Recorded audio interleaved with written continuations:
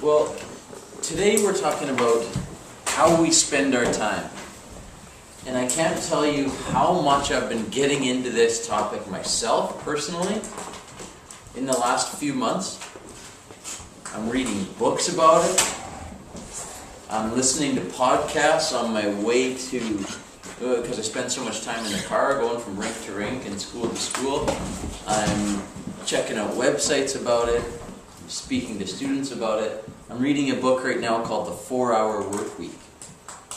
And although I may not get down to only having to work 4 hours a day, or 4 hours a week, the point of the book is, how do we spend time doing the things that we love doing? And the things that we need to do. You know, there's certainly things that we like to do and things that we have to do. But how do we prioritize? How do we become more efficient? And to me, it's for many different reasons. It's a personal reason is I have a lot of different interests, and I imagine that you do as well. Whether it's sports, music, friends, going to the beach here in the summertime, it's so nice, it's just down the road.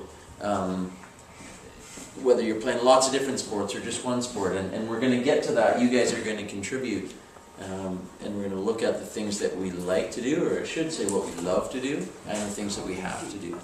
Okay. One of the things I love to do is to travel. In fact, I think I'm working on a trip right now. I think I'm going to miss your last couple ice times of the school year because I'm going to be trekking in the Himalayas in Nepal. And just a couple years ago, I did a cycling trip by myself around Cuba. I spent 2 weeks on an old rusty mountain bike traveling, and I'd go a full day without seeing any cars. I'd only see old wrinkly farmers traveling by donkey and cart and dragging logs down the road behind their horses and in big tobacco fields. And the year before that, my brother and I took a trip. Does anybody know what city that is? You get $5 if you do. Rio de Janeiro. Oh, who said that? Shoot.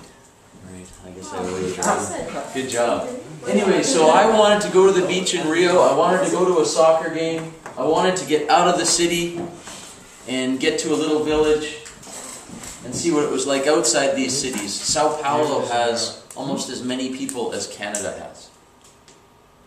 And so I wanted to get out of that and see something new. I wanted to see some wildlife. Seen the swamps and crocodiles. I wanted to see some cowboys. Oh, there you go. I wanted to piranha fish with a bamboo stick, standing in the water. Those are piranhas. They can chop through a stick you just put a little stick in its mouth, and the teeth just fit together like this and chomp it right in half. It was amazing. Anyways, I wanted to see one of the greatest waterfalls, far more beautiful than Niagara Falls. Iguazu, it's called, on the Argentinian border. There's another one in Rio. I wanted to hike to little surf beaches that had no cars, no people anywhere near them. I wanted to get out on the water. Anyways, I only had 3 weeks. This time in Nepal, what am I going to do? I only have a certain amount of time. You guys, there's lots of things that you guys love to do, I'm sure. And there's only so much time in the day. So how do we get it all done? And I imagine that we all fit into a couple of categories. And just think about yourself for a second. How do you spend your time? Do you have too much on your plate? Are you the person like me at times that wants to do so many things that all of a sudden, when am I going to do all this? Right? Are you really organized? And you get everything done and your homework's perfect and your binders have no loose papers coming out of them? Or are you the guy that just kind of sits on the couch and never seems to get anything done? Or at times are we a little bit of both, or a little bit of all three? Who says at times they're probably a little bit of all three? Sometimes you're happy with your organizational skills, and sometimes like time is passing me by. Well, I've always tried to get as much out of every experience as I can, and although at times I'm all of these, I'm trying to be more of this guy so that I can handle everything that I choose to do. Traveling and guitar and sports and friends and all that kind of thing.